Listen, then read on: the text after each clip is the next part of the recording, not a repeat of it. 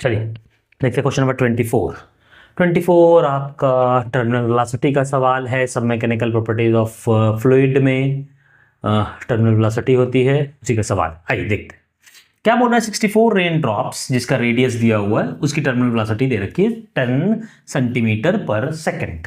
तो हम बोल सकते हैं कि, और अच्छा क्वेश्चन क्या कह रहा है पहले, कोलिजेस का मतलब 64 तो मिल करके एक बड़ा ड्रॉप बनाया जिसकी टर्मिनल वेलोसिटी क्या होगी।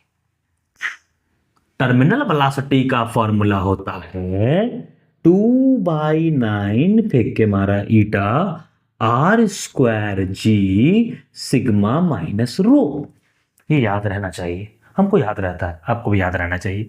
कई क्वेश्चन इससे पूछा है, इस साल तो भर के पूछा है, इससे पूछता बहुत, हर साल इससे पूछ ही लेता है क्वेश्चन। 2/9 ईटा r² g sigma minus rho.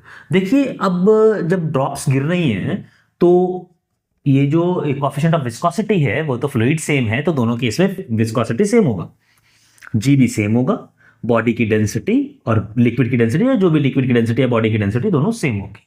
ठीक, तो जो टर्मिनल वेलोसिटी है वो प्रोपोर्शनल है r² के। किसके प्रोपोर्शनल है? r² के। ये इंटरेस्टिंग मिल गया अपने को। मतलब इसका रेडियस अपने को पता करना होगा। अगर इसका रेडियस कैपिटल R मान लें तो इसकी वॉल्यूम और इसकी वॉल्यूम बराबर होगी 64 गुना 4/3 पाई छोटा r³ इज इक्वल टू 4/3 पाई बड़ा r³। ये बड़ा R इज इक्वल टू 4 चौके 16 चौके 64 4R। ये आ गया।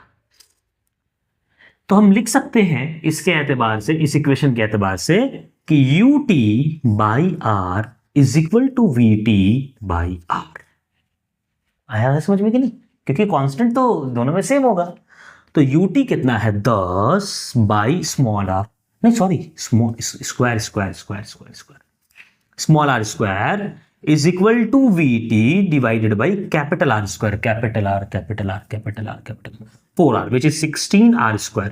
मतलब R की वैल्यू भी आपको पुट नहीं करनी थी, ये कट गया, यहां से टर्मिनल वेलोसिटी की वैल्यू आ गई 160 सेंटीमीटर था ना, सेंटीमीटर पर सेकंड। हमको लगता है सेंटीमीटर पर सेकंड में ही पूछ रहा, हाँ उसी में पूछ रहा है। तो टर्मिनल वेलोसिटी कितनी हो गई, मतलब वैल्यू, आंसर क्या हो गया? आंसर हो गया 160। कितना आसान क्वेश्चन था।